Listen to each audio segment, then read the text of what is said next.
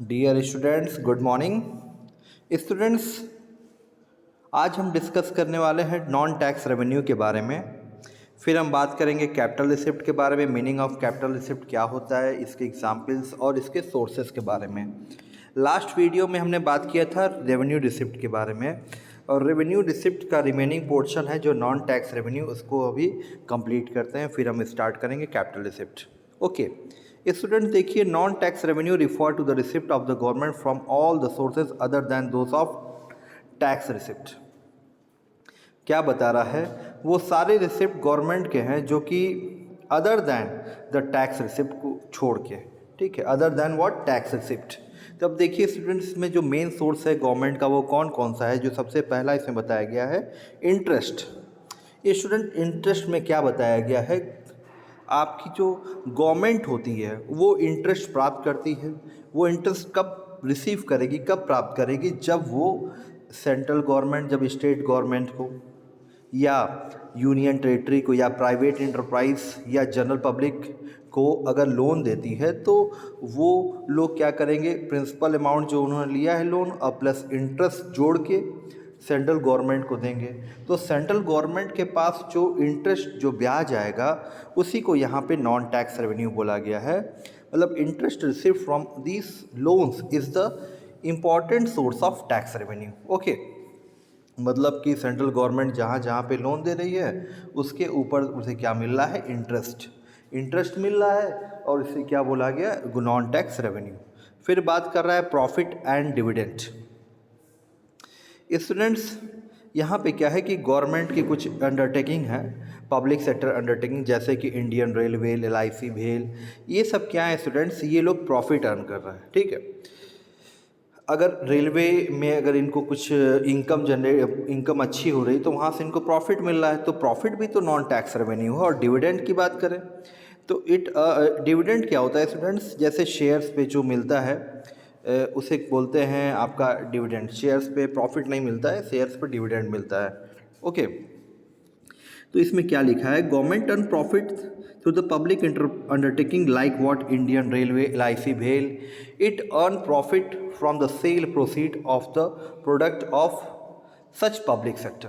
और government also get dividend from the its investment in other companies में जो government investment की है उस पर क्या होगा, उस पर उसको डिविडेंड रिसीव होता है। ओके, अब देखिए स्टूडेंट्स, अगला पॉइंट क्या बोला, फी। स्टूडेंट्स, फी के बारे में ये लिखा है, fee refer to the charges impose by the government to cover the cost of recurring services provided by it. Such services are generally in the public interest and the fee is paid by those who receive such services. अब जैसे students क्या हो गया, आपने क्या किया, कुछ charges लगाए। ओके, तो चार्जेस वो कैसे चार्जेस है, जैसे कि मान लीजिए students, tax, court fees, registration fees, import fees, ये सब एग्जाम्पल्स है फीस के। मतलब ये है कि गवर्नमेंट ने क्या किए, कुछ चार्जेस इम्पोज किए, कुछ चार्जेस लगाए। क्यों लगाए भाई, cost of recurring services provided by it. Recurring का मतलब स्टूडेंट्स मैंने बताया था, जो कि लगातार, जैसे कि हर मंथली हो रहा है, कुछ चार्जेस नहीं होते, रेकरिंग चार्जेस जो आपका बराबर होता है। गवर्नमेंट की कुछ सब क्या बोलते हैं, एक्सपेंसेस है, जैसे हर महीने सैलरी देना है, हर महीने एक्सपेंसेस देना है, तो ये रेकरिंग सर्विसेज, रेकरिंग नेचर का उनका क्या है, खर्चा है। तो यहाँ पे क्या है, फीस में क्या है, recurring cost of recurring services provided by it, मतलब कि गवर्नमेंट। ओके, और such services are generally in the public interest. ये जो सर्विसेज हैं किसके लिए, पब्लिक इंटरेस्ट में है। And fees is paid by those who receive such services. जो ये सर्विस लेगा केवल वही क्या करेगा, इस फीस को पे करेगा। और ये बहुत ही कंपलसरी है, जैसे कि लाइक टैक्स, कोर्ट फी आपको देना ही देना है। रजिस्ट्रेशन करा रहे हैं, फीस देना है। आप इंपोर्ट करा रहे हैं गुड्स को, तो उसके लिए आपको फ़ी देना है।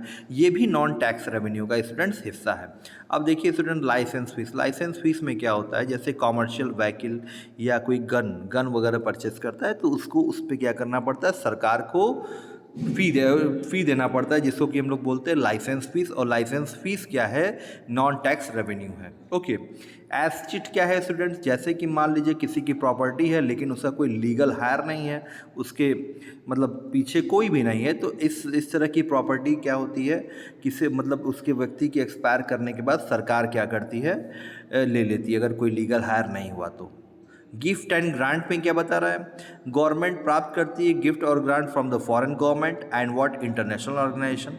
सम time individual and company also voluntarily gift money to the government. इस तरह के जो होते हैं, क्या होते हैं स्टूडेंट्स, ये भी क्या कहलाते हैं? Non tax revenue. अभी आप लोग देखते होंगे फ्लड वगैरह में या वॉर, चाहे मान लीजिए कोविड में भी देखिए, such gift are not the fix source of the revenue, are generally received during the national crisis such as war, flood. अब कोविड-19 भी इसका एग्जाम्पल हो सकता है, ठीक है। और ये भी क्या है आपका? Non tax revenue. गवर्नमेंट के पास एक सोर्स ऑफ इनकम बन रहा है ना, गिफ्ट और ग्रांट के रूप में, मदद के रूप में और गिफ्ट के रूप में, उपहार के रूप में। तो ये क्या है बताइए स्टूडेंट्स? ये भी आपका नॉन टैक्स रेवेन्यू है।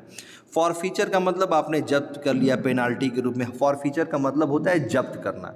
These are in the form of penalties which are imposed by the government on the non compliance of order और नॉन फुलफिलमेंट ऑफ कॉन्ट्रैक्ट। आपने कंपनी अकाउंट शेयर में फॉरफीचर पढ़ा होगा class 12 में। Forfeiture यहाँ पे students ये कि आपकी चीज़ों को जब्त कर लिया जा रहा है, मतलब उसे आपने ऑर्डर को नहीं माना, आपने उनके कॉन्ट्रैक्ट को नहीं माना, तो बाकी जो रिमेनिंग चीज़ें आपने जो आपने दिया है वो जमा हो जाएगा। रिमेनिंग चीज़ को आपने फुलफ़िल नहीं किया तो जो आपने पहले जमा कर दिया है वो क्या हो जाएगा? फॉरफिट हो जाएगा। स्पेशल असेसमेंट है स्टूडेंट्स, इसमें क्या बता रहा है? जैसे मान लीजिए इट रिफर, इसमें क्या लिखा है देख लीजिए पहले। It refer to the payment made by owners of the properties whose value has been appreciated due to the development activities of the government.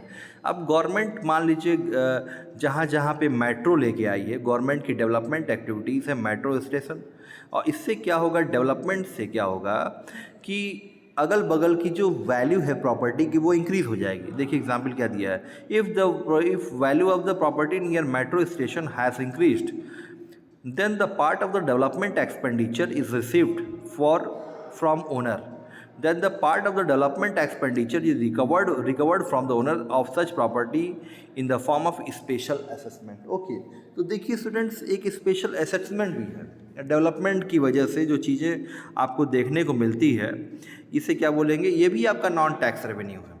Okay, तो स्टूडेंट्स हमने क्या जाना? इंटरेस्ट गवर्नमेंट की इनकम है, प्रॉफिट एंड डिविडेंड LIC, भेल, railway, गेल, oil, मतलब ये सब चीज़ों से क्या है?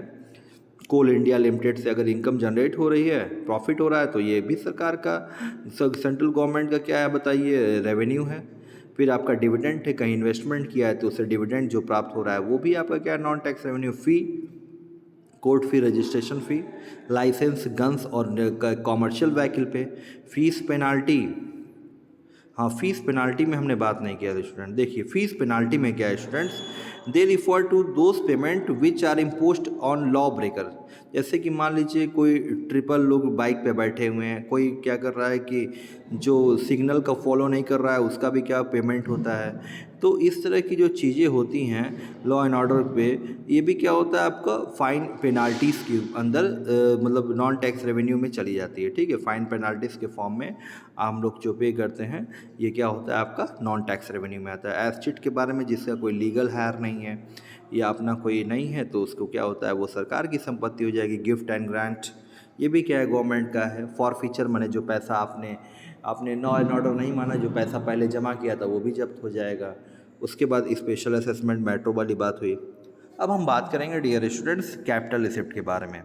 कैपिटल रिसिप्ट क्या होता है स्टूडेंट्स? इसमें ये बोला जाता है आइदर क्रिएट अ लाइबिलिटी और कॉस्ट और reduction in the assets of the government. Liability को बढ़ाना या आपके रिडक्शन इन द एसेट। क्या बोला? Reduction in the asset of the government. Liability बढ़ेगी या एसेट घटेगा, ठीक है। अब देखिए ये नॉन रेकरिंग नेचर का है, क्योंकि ये कभी कभी होगा। लाइबिलिटी बढ़ेगी ज़्यादा से तो भाई आपका जाहिर सी बात है, ये रेगुलर मतलब चीज़ नहीं है, रेगुलर होने वाली चीज़ नहीं है, किसी टाइम बीइंग पे होने वाली चीज़ नहीं है। जैसे कि मान लीजिए यहाँ पे एसेट ऑफ द गवर्नमेंट बोला है, reduction in the asset of the government. Government अपने शेयर्स को बेचेगी, डिसइन्वेस्टमेंट करेगी, ओके, तो ये नॉन रेकरिंग नेचर का है, ठीक है। आइए आगे चलते हैं। A receipt is a capital receipt if it satisfy any one of the two conditions। पहला क्या बोल रहा है, either create a liability or reduces an asset। देखिए students, a receipt must not create a liability of the government, ठीक है। Borrowing, देखिए example, borrowing और कैपिटल रिसिप्ट एज से what lead to increase in the liability of the government. अब student देखिए, central government आपका अगर कोई बोरोइंग कर रही है, दूसरे कंट्री से पैसा ले रही है, तो इस सिचुएशन में क्या होगा, गवर्नमेंट की लाइबिलिटी बढ़ रही है ना, क्योंकि उसको तो पेमेंट करना है इंटरेस्ट के साथ। अगर गवर्नमेंट बोरो कर रही है कहीं से, दूसरे कंट्री से, अपने कंट्री से, तो जाहिर सी बात है उसको क्या करना पड़ेगा, पेमेंट करना पड़ेगा इंटरेस्ट के साथ। तो ये हो गई बोरोइंग की बात। अब बोल रहा है tax receive is not a capital receipt, why, as it does not result in the creation of the liability. अब कहने का मतलब, हम लोग डायरेक्टली इनकम टैक्स या गुड्स और सर्विसेज पे टैक्स जो पेमेंट कर रहे हैं, ऐसा तो है नहीं कि वो सरकार की ऊपर कोई लाइबिलिटी बढ़ा रही है, नहीं, बिल्कुल भी नहीं। यहाँ पे क्या है, गवर्नमेंट की कोई भी लाइबिलिटी यहाँ पे इंक्रीज़ नहीं हो रही। वाई, अगर हम लोग मान लीजिए स्टूडेंट्स, अगर हम लोग टैक्स का पेमेंट करते हैं, ठीक है, जब हम टैक्स का पेमेंट करते हैं तो गवर्नमेंट हमारे घर पे आके कोई सर्विसेज नहीं देगी, हमारे घर पे आके हमारा कोई काम नहीं करेगी। वो पब्लिक इंटरेस्ट में, पब्लिक वेलफेयर में क्या करेगी, रोड बनाएगी, हॉस्पिटल बनाएगी, ब्रिजेस बनाएगी, डैम बनाएगी, रेलवे बनाएगी। वो कहीं भी यूज़ कर सकती है जहाँ पे उसको ज़रूरत समझ में आएगी। ओके, अब बात होगी सेकेंड पॉइंट की, रिसिप्ट मस्ट कॉस्ट और डिक्रीज इन द लाइबिलिटी। मान लीजिए रेलवे ने अपने शेयर्स को, मान लीजिए अभी इस वक्त पूरा शेयर सरकार का है 100%, तो वो गवर्नमेंट की चीज़ हो गई, ठीक है, पूरा का पूरा 100% शेयर सरकार का है। गवर्नमेंट ने क्या किया कि 10% शेयर मान लीजिए मुकेश अंबानी को बेच दिया या किसी को बेच दिया, कोई ने खरीद लिया, तो 10% से क्या हो गया, गवर्नमेंट का जो 100% का शेयर था वो घट के कितना हो गया, 90%। तो यहाँ पे क्या हो गया, एसेट्स क्या हो गया, डिक्रीज हो गया, ठीक है। Receipt from the sale of the share of the public enterprise is a capital receipt at it lead to the reduction in the asset of the government. Government के एसेट्स क्या होंगे स्टूडेंट्स, आपके यहाँ पे घट जाएंगे। अब हम बात करेंगे सोर्सेस ऑफ कैपिटल रिसिप्ट। सबसे पहला क्या बता रहा है स्टूडेंट्स, बोरोइंग। जो पहला सोर्स है स्टूडेंट्स वो क्या है, borrowing. Borrowing are the fund raised by the government to meet the excess expenditure. Okay, like what, government borrow fund from the open market operation. Government क्या करती है, बोरो करती है fund from what, from the open market operation. Open market क्या है students, आपका एक operation है जिससे क्या करती है गवर्नमेंट, क्या करेगी, ये अपने चीज़ों को बेच के, अपने मतलब कोई सिक्योरिटीज़ वगैरह को क्या करेगी, मार्केट में उतारेगी, जिससे कि लोग पैसा उसको खरीदेंगे तो गवर्नमेंट के पास पैसा आएगा। ये एक ओपन मार्केट जो होता है ऑपरेशन, ये इन्फ्लेशन को रिड्यूस करने के लिए भी होगा, ठीक है।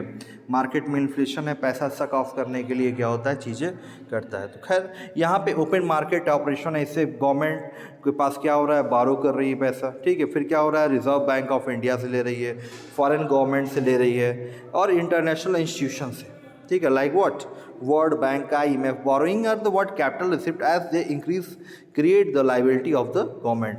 मतलब बोरोइंग शब्द अपने आप में ही उधार से संबंधित है, उधार से रिलेटेड है। Borrowing is related to what, एक तरह का आपका लाइबिलिटी बढ़ रहा है, लाइबिलिटी बढ़ रहा है। यहाँ पे क्या हो गया, अभी क्या हो गया स्टूडेंट्स की आपकी लाइबिलिटी क्या हो गई, क्रिएट हो रही है। ओके, तो लाइबिलिटी क्रिएट होने का मतलब, if you are just going to take the loan from any institution और गवर्नमेंट और from public, it create the liability because you have to pay the interest. Okay, आपको इंटरेस्ट पे करना है साथ में। और दूसरा पॉइंट क्या बोला, recovery of loan. Recovery of loan में क्या है स्टूडेंट्स, गवर्नमेंट क्या कर रही है, ग्रांट करती है बहुत सारे लोन, किसको, स्टेट गवर्नमेंट को, यूनियन को। तो रिकवरी जो होती है लोन पे, ठीक, is what, a capital receipt as it reduces the asset of the government. Okay, recovery of loan क्या कर रही है बच्चे बताइए, रिकवरी ऑफ लोन क्या कर रही है, कैपिटल रिसिप्ट है, क्यों, क्योंकि ये एसेट्स को क्या कर रही है, रिड्यूस कर रही है, ठीक है। फिर क्या बोल रहा है स्टूडेंट्स आपका थर्ड पॉइंट में, अदर रिसिप्ट, डिसइन्वेस्टमेंट। अगर पब्लिक सेक्टर अंडरटेकिंग क्या हो रहा है, मार्केट में बेच दिया जा रहा है 10% 20% से, तो जाहिर सी बात है वो डिसइन्वेस्टमेंट है। और ये क्या हो रहा है बताइए, आप जब गवर्नमेंट प्रॉपर्टी को बेचेंगे तो रिड्यूस करेगा आपका एसेट्स। फिर बोला स्मॉल सेविंग, जैसे कि मान लीजिए आपने क्या किया, NSC परचेस कर लिया, KVP परचेस कर लिया, किसान विकास पत्र। तो इससे क्या होगा कि आप जब परचेस करोगे तो गवर्नमेंट के ऊपर लाइबिलिटी बढ़ेगी। गवर्नमेंट से आपने क्या खरीदा, पत्र खरीदा, गवर्नमेंट के पास आपने पैसा रखा तो गवर्नमेंट उस पर ब्याज देगी, तो ब्याज देगी तो गवर्नमेंट की लाइबिलिटी ना बढ़ गई। तो they are treated as a what, capital receipt as they lead to an increase in the liability. Okay, तो स्टूडेंट्स इसके सोर्सेस बहुत ही इंपॉर्टेंट है। पहला बोरोइंग है, दूसरा रिकवरी ऑफ लोन्स है, ओके और फिर क्या बोल रहा है तीसरा, डिसइन्वेस्टमेंट और अदर सेविंग। अदर रिसिप्ट में क्या, डिसइन्वेस्टमेंट और अदर रिसिप्ट। अब स्टूडेंट्स हम बात करेंगे रेवेन्यू रिसिप्ट और कैपिटल रिसिप्ट की। रेवेन्यू रिसिप्ट क्या, दोनों का डिफरेंस अभी तो हमने पढ़ा ही है प्रीवियस वीडियो में क्या होता है रेवेन्यू रिसिप्ट, और इस वीडियो में कैपिटल रिसिप्ट। तो जरा सा एक बार जल्दी से इसको देख लेते हैं।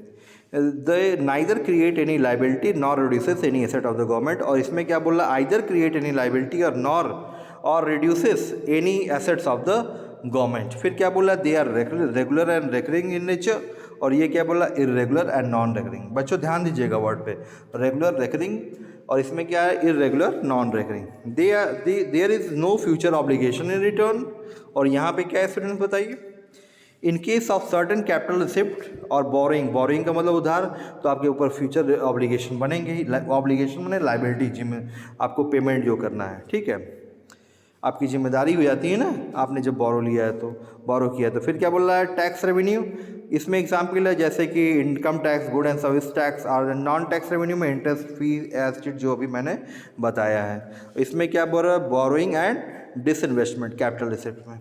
तो आई होप टॉपिक आपको क्लियर हो गया होगा। अगर कोई भी डाउट है स्टूडेंट्स तो आप पूछ सकते हैं, ठीक है ना। Thank you so much.